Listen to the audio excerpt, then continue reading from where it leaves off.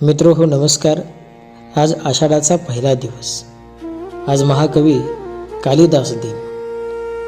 मित्रांनो, आषाढ येतो, मेघ दाटतात, पाऊस बरसतो आणि मनाच्या क्षितिजावर पुन्हा एकदा कवी कुलगुरू कालिदास उभे राहतात। कालिदासाच्या मेघदूतातील आषाढ हा केवळ ऋतूचा उल्लेख नाही, तो विरह, आशा आणि भेटीच्या ओढीचा प्रारंभ बिंदू आहे।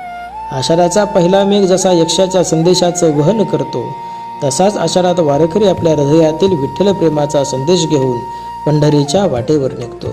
हे दोघेही प्रवासी आहेत, एक आकाश मार्गाने तर दुसरा भूमी मार्गाने। एकाच्या अंतरंगात प्रिय व्यक्तीच्या भेटीची आस आहे, तर दुसऱ्याच्या हृदयात सावळ्या विठ्ठलाच्या दर्शनाची तळमळ आहे। आणि म्हणूनच आषाढाचा मेघ आणि आषाढ वारी हे भारतीय संस्कृतीतील दोन समांतर प्रवाह वाटतात, एक काव्याचा आणि दुसरा भक्तीचा। मेघदूतातील आषाढ हा विरहानातून मिलनाकडे नेणारा आहे, तर वारीतील आषाढ हा जीवातून शिवाकडे नेणारा आहे।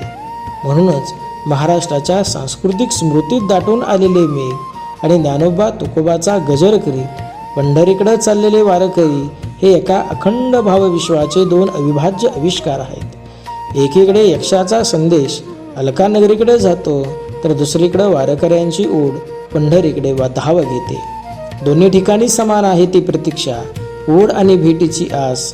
त्यात विरह आहे पण निराशा नाही, अंतर आहे पण तुटले पण नाही, प्रतीक्षा आहे पण आशेचा त्याग नाही। मेघदूतातील यक्षाला आपल्या प्रिय व्यक्तीपर्यंत पोहोचता येत नाही, पण त्याची भावना पोहोचते।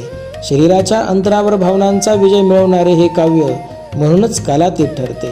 आषाढ आणि मेघदूत यांचं नातं इतकं घट्ट विणलं गेलं आहे की आषाढ म्हणजे मेघदूत आणि मेघदूत म्हणजे आषाढ, अशीच एक सांस्कृतिक समजूत निर्माण झाली आहे। संस्कृत साहित्यातील मेघदूत हे खंडकाव्य केवळ विरह काव्य नाही, ते भारतीय भूगोल, निसर्ग संवेदना, सांस्कृतिक स्मृती आणि भावविश्व यांचे एक अद्वितीय दस्तऐवज आहे। आषाढस्य प्रथम दिवसे ही केवळ एका काव्याची सुरुवात नाही, ती भारतीय संवेदनशीलतेची सुरुवात आहे। निसर्ग हिरवा होतो, पण त्या सगळ्याबरोबर आपल्या सांस्कृतिक स्मृतीत एक विरही यक्ष पुन्हा जागा होतो आणि आकाशातल्या पहिल्या मेघाकडे पाहून पुन्हा एकदा मनोमन म्हणतो, जर भेटता येत नसेल तर निदान माझी आठवण तरी घेऊन जा।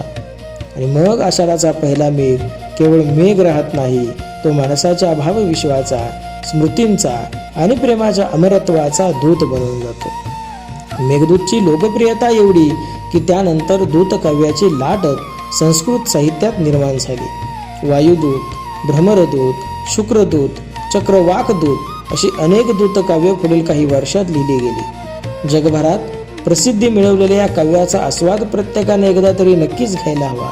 प्रज्ञावंतांच्या श्रेष्ठ महाकाव्याचा जन्मदिवस हा काव्यदिवस म्हणून संपन्न व्हावा, हे भारतवर्षातच घडू शकते।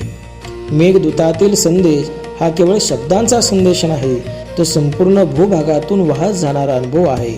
म्हणूनच तो आजही तितकाच जिवंत वाटतो। मित्रहो,